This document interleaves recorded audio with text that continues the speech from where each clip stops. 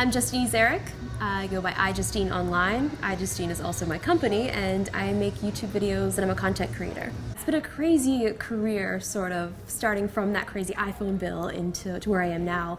I just think creating consistent content and keeping everything brand friendly has been so important to me because I want to be a positive role model for people. I don't want little kids to be surfing onto YouTube and find an iJustine video and their parents are like, we can't let you watch this. So I think that's always been something that's been so important for me. I've always loved video production. Even back when I was younger, my dad probably wasn't too excited about it, but I would always take apart the VCR because I wanted to see how it worked. So I've always loved sort of like technology and that kind of stuff. And then when we got a second VCR, I learned how to edit from one tape to the other.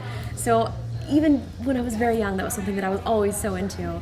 And before that iPhone bill, I was always doing video production, so I went to school for multimedia and graphic design, so it's always been something that I've been super passionate about.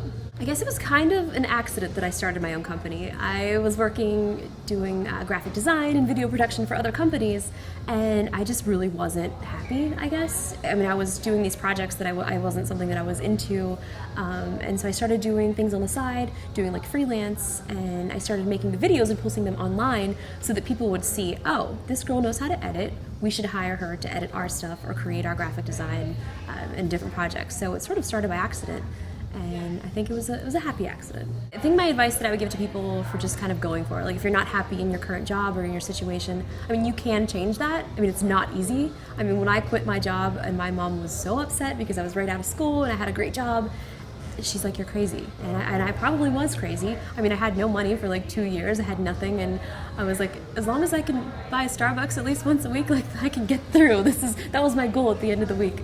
And it's just one of those things that if you want to do it bad enough, or if you're passionate about it, and I think it's possible. It's not easy. And if it is easy, let me know what that trick and tip is, because I'd love to know. There's so many different trends, and there's so many different social media sites that are just popping up every single day. So you have to be able to adapt, and you have to figure out how to use that. And I mean, for me, I do all of my own production. I still edit and shoot all of my own things. So it's very, very time consuming to try to figure out how to work these apps into your daily life. And it has to be something that you really are enjoying doing it. So I'm really excited. I've been working on this book, I guess you could say my entire life, because it sort of is telling the story of my life, but the interesting thing is it's telling sort of anecdotes of things of how I've got to where I am today, but it's also kind of following that rise of social media. I've been on Twitter very, very early, Instagram, all of these social media sites. So it's kind of watching those evolve and kind of following some of the people that also were early on these websites. And it's going to be really exciting because I just want people to read it and be inspired and close the book and be like, all right, I can go do this thing that I've really always wanted to do. It's possible.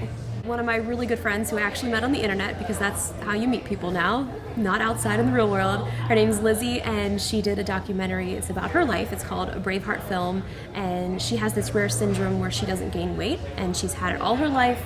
No one ever knew what it was, and it was never diagnosed. And so she did this TED Talk, and it was just, it was one of those videos that was posted, and immediately went viral, and everyone had seen it. And from there, the creators that organized that was like, Lizzie, we should do a documentary. So they shot all last year. It premiered here at South by Southwest, and it's really, really powerful because it tells her story of how she grew up with bullying. She saw this video that was posted about her online that said that she was the world's ugliest woman, and this video had millions and millions of views, millions and millions of comments, calling her some of the worst things that I've ever seen in my entire life, and basically bullying her. And she took that and spun it around, became a motivational speaker. She's written 2 books. She now has this documentary where she's able to try to somehow create some sort of kindness in this world of cyberbullying. And for her, she says, take the high road. If somebody is bullying you, if you see a YouTube comment where someone is being negative, don't bully this bully back.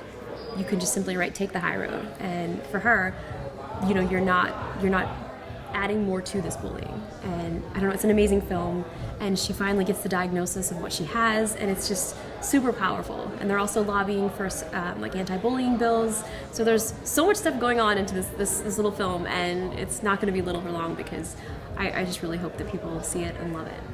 I think one of the big things, especially with the film too, is Lizzie wants people to be positive, and the unfortunate reality is there's no way, I don't think, that people could ever stop any of this negative or this bullying, but I think it is a responsibility of people that you have to realize that the things that you're posting, you're talking to real people. There are real people behind that. And it also helps to sometimes think that this person writing this terrible thing, they might be going through something. So it's kind of understanding both aspects of where these conversations are starting and just realizing that this negativity, it's not helping, it's just hurting, and everyone just needs to be nice. I mean, that's just, everyone be nice. Can we do that? That would be amazing. So I think with the rise of all of these sort of social media platforms, I mean, it's kind of taking away sort of that personal aspect of meeting people face to face and having those real conversations, but yet it is changing the way that you have those conversations. So I mean, we might be chatting here, this is great, but the reason that I met Lizzie was because of the internet, and now, you know, we have become friends and I'm able to actually have these conversations, and you're able to take that outside and be able to change lives, essentially. And that all happened because I liked one of her Instagram posts. So it's like these very extremely simple little actions can have such a huge lasting effect. Just like these negative things that you're telling people. I mean, there's so many suicides and so many negative things that happen from bullying, and I think those stories need to be brought to light so that people understand that you might be saying something negative, but you could be potentially damaging these people's lives. I think there's so many different things that you can do and that I want to do, and I think first I want to just get this book out, and I want to see Lizzie's movie just really take this world by storm, because it has such a powerful message. And I mean, honestly, I'm just so happy to be a part of it, and I'm happy to call her a friend. And I think there's so many stories that need to be told like that, and it's possible with the internet. I mean, she did a Kickstarter to make this film happen, and the power of the internet, it made it happen. So it's going to be really interesting to see where everything goes.